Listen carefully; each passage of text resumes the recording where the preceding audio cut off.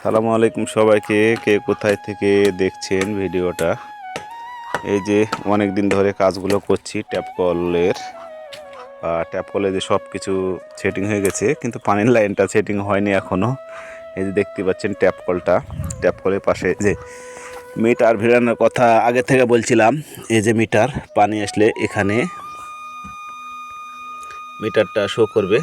হয়তো দূরে জন্য দেখানো সম্ভব হচ্ছে না।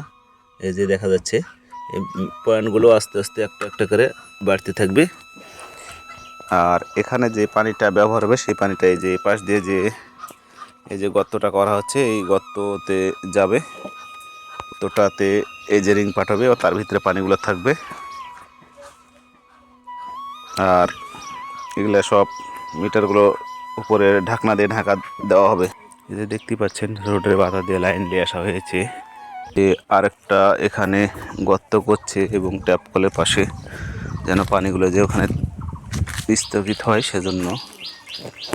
এই যে দেখতে পাচ্ছেন এখন ট্যাপ কল ভিড়ালে আর পানির ট্যাঙ্কিটা ভিড়ালে মনে করেন যে ইনশাল্লাহ হয়ে যাবে। গর্তটা কয় ফিট?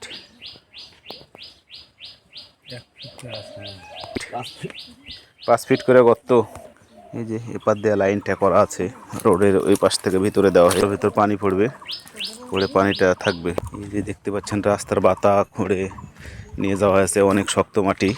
এই যে দেখতে পাচ্ছেন এটা হলো মসজিদ, তার সাথে একটা পয়েন্ট দেওয়া হয়েছে যেন অজু টজু করতে পারে। এই যে গর্তগুলো করছে যেন পানিগুলো এখানে এসে পড়ে থাকে, যেন কারো কোনো ক্ষতি না হয় সেই জন্যে। এই যে ট্যাপ কল দেওয়া হয়েছে। এই যে মসজিদের ওজুখানা, এই কাজটা করতে পারে আমি নিজেকে ধন্য মনে করছি রোজার মাসে। কিন্তু পানিটা দিতে না পারার জন্য আমি দুঃখিত।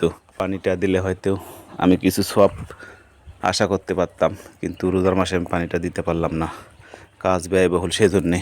এই যে দেখতে পাচ্ছেন 2 ইঞ্চি লাইন দিয়ে পার করা হয়েছে। এই যে এখানে ড্রেন আছে, আকাশে পানি হলে পার দিয়ে পার হয় সেজন্য এই সিস্টেম করে দেওয়া হয়েছে। এই যে দেখতে পাচ্ছেন কিছুক্ষণ আগে এটা তৈরি করা হলো। এই যে এর ভিতরে ঢালাই দেওয়া হবে, তাইলে পরে জিনিসটা শক্ত মজবুত হবে। এই যে এখানে মিটারে বক্স হবে, কিছুক্ষণ আগে লাইনটা তৈরি করা হলো।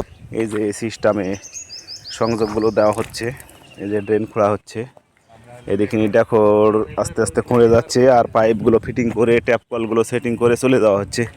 কে কোথায় থেকে দেখছেন কমেন্ট করে লাইক দিয়ে পাশে থাকবেন। সবাইকে ধন্যবাদ। शाबाश बेटा।